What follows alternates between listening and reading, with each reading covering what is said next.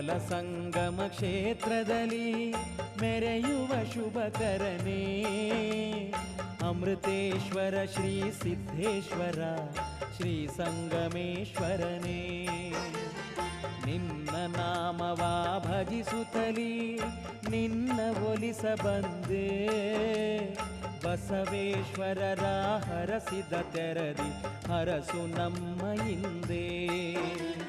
ಕೃಷ್ಣ ಮಲಪ್ರಭೆ ಸಂಗಮದ ಕ್ಷೇತ್ರದಿ ನಿಂತವನೇ, ವರಕಪ್ಪಡಿಯ ಕ್ಷೇತ್ರದ ದೇವ ಶರಣು ಶರಣು ಹರನೇ.